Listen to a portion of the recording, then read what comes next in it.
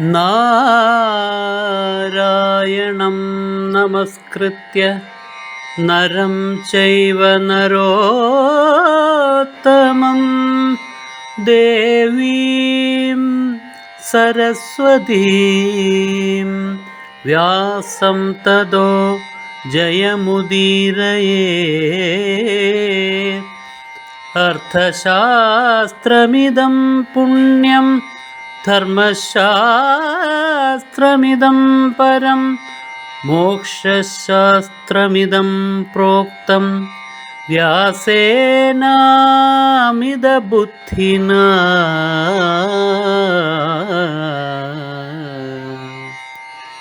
ഏവമുക്ത്വാ സഹസ്രാംശു സഹസാന്തരധീയത. സൂര്യൻ ആ സ്വപ്ന രംഗത്ത് നിന്ന് പെട്ടെന്ന് അന്തർധാനം ചെയ്തു. ഉണരുന്നതിന് മുമ്പ് കർണൻ കാണുന്ന സ്വപ്നമാണ് ബ്രാഹ്മണ രൂപത്തിൽ സൂര്യൻ വന്ന് തന്നെ ഉപദേശിക്കുന്നു. തന്റെ അഭിപ്രായങ്ങളെല്ലാം സൂര്യനോട് പറയുന്നു. സൂര്യൻ പെട്ടെന്ന് അന്തർധാനം ചെയ്തു. സ്വപ്നത്തിൽ നിന്നിട്ട് കർണൻ ഉണർന്നു. നടന്ന കാര്യങ്ങളെല്ലാം കർണൻ ഓർത്തു. എങ്കിലും അത് സ്വപ്നമാണ്. അത് സത്യമാണോ ഇല്ലയോ എന്നറിയണം. അതിനും മാർഗമുണ്ട്. താൻ സൂര്യന്റെ ഭക്തനാണ് എന്നും സൂര്യ ഉപാസനയുണ്ട്. നദിയിൽ ഇറങ്ങി നിന്ന് അതിരാവിലെ മുതൽ മധ്യാഹ്നം വരെ, മധ്യാഹ്നത്തില് സൂര്യൻ തന്റെ തലയ്ക്ക് മുകളിൽ കൂടി പടിഞ്ഞാറ് ചായും. പടിഞ്ഞാറോട്ട് നീങ്ങുമ്പോഴേക്കും തന്റെ മുതുകില് സൂര്യകിരണങ്ങൾ വീഴും. അതുവരെ തന്റെ ശരീരത്തിൽ മുൻവശത്താണ് സൂര്യകിരണങ്ങൾ വീഴുക. മധ്യാഹ്നം കഴിയുന്ന സമയത്ത് മുതുകത്ത് സൂര്യകിരണങ്ങൾ വീണു തുടങ്ങും. അതുവരെ ഉപാസനയാണ്, സൂര്യോപാസനയാണ്. ആ സന്ദർഭത്തില് ഭഗവാനോട് ചോദിക്കാം, ഈ കണ്ട സ്വപ്നം, ആ സംഭാഷണം, ആ സംഭവം സത്യമാണോ അല്ലയോ എന്നറിയാം എന്നും കർണൻ മനസ്സിൽ തീരുമാനിച്ചു. രാവിലെയുള്ളതായ പൂജാദികളെല്ലാം ചെയ്തതിന് ശേഷം അദ്ദേഹം സൂര്യോപാസനയ്ക്കായിട്ട് നദിയിൽ ചെന്നു. തതസൂര്യായ ജപ്യന്തേ കർണസ്വപ്നം ന്യവേദയന്. തന്റെ ആ ജപം പൂർണ്ണമായ അവസരത്തിൽ, ആദിത്യ ഉപാസന പൂർണ്ണമാകുന്ന അവസരത്തില് കർണൻ താൻ കണ്ട സ്വപ്നത്തെക്കുറിച്ച് ഭഗവാനോട്, സൂര്യനോട്, ആകാശത്ത് നിൽക്കുന്ന സൂര്യനോട്, തന്റെ ഇഷ്ടദേവതയോട് പറഞ്ഞു. എങ്ങനെ യഥാദൃഷ്ടം, എങ്ങനെയാണോ താൻ കണ്ടത് സ്വപ്നത്തില് ആദിത്യനെ, അതേ പ്രകാരത്തിൽ ഒരു വ്യത്യാസവും കൂടാതെ പറഞ്ഞു. യഥാ തത്വം യഥോക്തം ഉഭയോർനിശി. അങ്ങനെ നടന്നത് അതേ പ്രകാരത്തിൽ ഒരു വ്യത്യാസവും വരാതെ, എന്തെന്തൊക്കെയാണ് അവർ തമ്മിൽ അന്യോന്യം സംസാരിച്ചത് അതെല്ലാം യാതൊരു ക്രമവും തെറ്റാതെ ഭംഗിയായിട്ട് ശശംസാസ്മൈ വൃഷസ്തത. കർണന് വൃഷൻ എന്നു പേരുണ്ട്. കർണൻ ആദിത്യനോട് പറഞ്ഞു. തലയ്ക്ക് മുകളിൽ നിൽക്കുന്ന ആദിത്യനോട് തന്റെ ജപത്തിന്റെ അവസാനം ഇത് മുഴുവൻ സൂര്യന അന്തരീക്ഷത്തിൽ നിന്ന് കേട്ടു. തച്ഛ്രുത്വാ ഭഗവാൻ ദേവോ ഭാനുസ്വർഭാനുസൂദന. ഇത് മുഴുവൻ ഭാനു കേട്ടു, സൂര്യഭഗവാൻ കേട്ടു. ആരാ അദ്ദേഹം? രാഹുവിനെ സംഹരിക്കുന്നവൻ, അതാണ് സൂര്യൻ, അതാണ് സ്വർഭാനുസൂദന. രാഹുവിനെ സംഹരിക്കുന്നവനായ സൂര്യൻ അത് മുഴുവൻ ശ്രദ്ധയോടുകൂടിയിട്ട് കേട്ടിട്ട് വാചതം തഥേത്യേവ കർണം സൂര്യസ്മയന്നിവ. സൂര്യൻ പുഞ്ചിരി തൂക്കിക്കൊണ്ട് കർണനോട് പറഞ്ഞു, അങ്ങനെയെന്ന്, അതെല്ലാം സത്യമാണ് എന്ന്. സ്വപ്ന ദർശനവും ആ സംഭാഷണവും കാര്യങ്ങളുമെല്ലാം സത്യമാണ് എന്ന്. സ്വപ്നം സത്യമാണോ അല്ലയോ എന്ന് സാധാരണ ആർക്കും ഉറപ്പിക്കാനാവില്ല. ഇതാ കർണന് ഉറപ്പിക്കാനായി സാധിക്കുന്നു സൂര്യന്റെ വാക്കുകൾ കൊണ്ട് തന്നെ. അങ്ങനെ പറഞ്ഞിട്ട് ഉടനെ തന്നെ സൂര്യൻ അവിടെ നിന്നിട്ട് തന്റെ ആ പ്രയാണം തുടരുകയാണ്. അപ്പോ തതസ്തത്വമിതി ജ്ഞാത്വാ രാധേയ പരവീരഃ.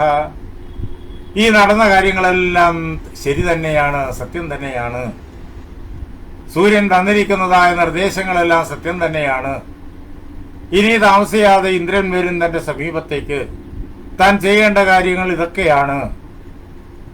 ദാനം ചെയ്യാതിരിക്കാൻ നോക്കാം, പല സൂത്രങ്ങൾ പറഞ്ഞ് കാരണങ്ങൾ പറഞ്ഞ് ഒഴിയാൻ നോക്കാം, ദേവേന്ദ്രനെ പിന്തിരിപ്പിക്കാൻ നോക്കാം, വേറെന്തെങ്കിലും ചോദിച്ചുകൊള്ളൂ. കവചകുണ്ടലങ്ങൾ ചോദിക്കാതെ മറ്റെന്തെങ്കിലും സമ്പത്തോ അധികാരമോ അതേപോലെ സാമ്രാജ്യമോ എന്ത് വേണമെങ്കിലും ചോദിച്ചുകൊള്ളൂ, എന്തും തനിക്ക് തരാനാകും എന്നൊക്കെ ഇങ്ങനെ പ്രലോഭനങ്ങളൊക്കെ വെച്ച് നോക്കാം. ഇന്ദ്രൻ കേൾക്കാതെ കവചകുണ്ടലങ്ങളിൽ തന്നെ നിർബന്ധം പിടിച്ചാൽ പകരമായിട്ട് വേല് ചോദിക്കുക. വേല് തന്നാൽ മാത്രം കവചകുണ്ടലങ്ങൾ തരും എന്ന ഒരു വ്യവസ്ഥ, കച്ചവടത്തിൻ്റെതായ ഒരു വ്യവസ്ഥ വയ്ക്കുക എന്ന് മനസ്സിൽ ഉറപ്പിച്ച് കർണൻ ഇന്ദ്രന്റെ സമാഗമം ഇനി അധികം താമസിയാതെ ഉണ്ടാകും എന്ന് കരുതി. അത് അധികം ദിവസം കഴിയുന്നതിന് മുമ്പ് തന്നെ സംഭവിക്കുകയും ചെയ്തു. ഇന്ദ്രൻ കർണന്റെ സമീപത്ത് ബ്രാഹ്മണ രൂപത്തിൽ വന്നു. ഇന്ദ്രൻ എപ്പോഴാ വരുന്നത്? കർണൻ സൂര്യ ഉപാസന പൂർത്തിയാക്കുന്ന മധ്യാഹ്നത്തിൽ. സൂര്യൻ അവിടെ നേരെ തലയ്ക്ക് മുകളിൽ നിന്നിട്ട് പടിഞ്ഞാറോട്ട് നീങ്ങി തുടങ്ങുമ്പോൾ, സൂര്യകിരണങ്ങൾ കർണന്റെ മുതുകിൽ വീണ് തുടങ്ങുമ്പോൾ, അപ്പോഴാണ് കർണൻ ഉപാസന തീർക്കുക. ആ സമയത്ത് ആരെന്ത് ചോദിച്ചാലും കൊടുക്കും.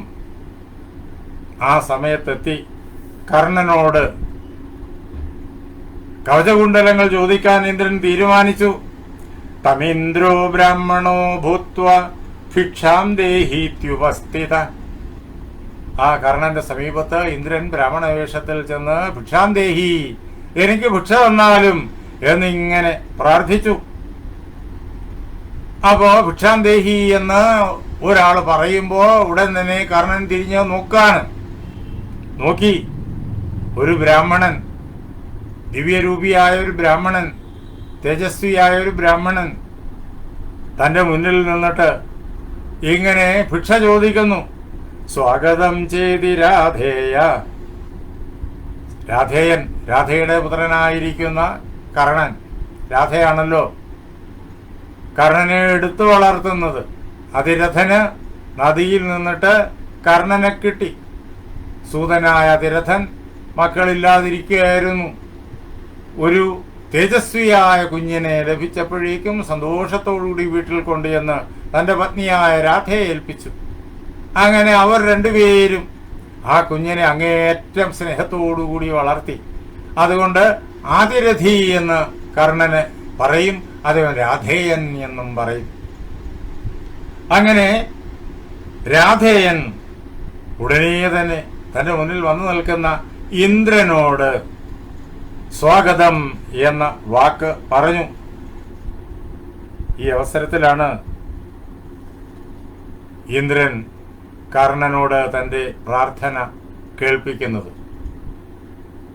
കർണൻ ഇന്ദ്രനോട് ചോദിച്ചു, അല്ലയോ മഹാബ്രാഹ്മണ, അങ്ങ് എന്തിനു വേണ്ടിയിട്ടാണ് എന്റെ സമീപത്തേക്ക് വന്നു ചേർന്നിരിക്കുന്നത്? അങ്ങ് ചോദിച്ചാലും, അങ്ങ് ചോദിക്കുന്നത് തരാൻ ഞാൻ തയ്യാറാണ്. ഒരിക്കലും എന്റെ സമീപത്ത് വന്ന് ദാനം ചോദിക്കുന്ന ആളിനെ ഞാൻ നിരാശപ്പെടുത്തി അയച്ചിട്ടില്ല, ഇപ്പോഴും അയക്കില്ല. അതിനാൽ അങ്ങ് എന്നോട് ചോദിച്ചുകൊള്ളൂ എന്ന് കർണൻ ആവശ്യപ്പെട്ടു. ഉടനെ തന്നെ ഇന്ദ്രൻ പറഞ്ഞു, യഥേതത് സഹജം വർമ്മ കുണ്ടലേ ച തവാനഘ ഏതദുത്കൃത്യ മേ ദേഹി യതി സത്യവ്രതോ ഭവൻ.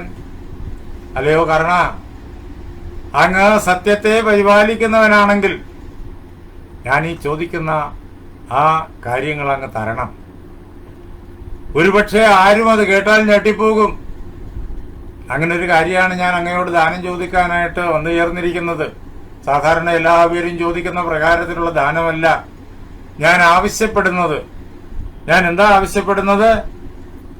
അല്ലയോ കർണ, അങ്ങയ്ക്ക് സഹജമായിരിക്കുന്ന, അങ്ങയോടൊപ്പം ജനിച്ചിരിക്കുന്ന, ജന്മനാ സിദ്ധമായിരിക്കുന്ന ഈ കവചത്തെയും കുണ്ടലങ്ങളെയും, അത് അങ്ങയുടെ ശരീരത്തിന്റെ ഭാഗമാണ്.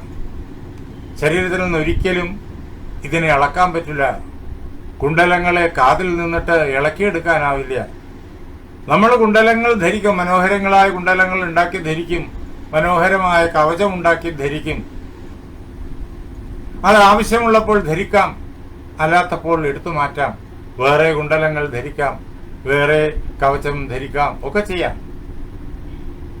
പക്ഷെ ഇതങ്ങനെയല്ല. ഇത് ശരീരത്തിന്റെ ഭാഗമാണ്. അവിടെ നിന്നിട്ട് അതിനെ മാറ്റാൻ പറ്റൂല, ഇളക്കാൻ പറ്റൂല. അതാണ് സഹജം എന്ന് പറയാനുള്ള കാരണം.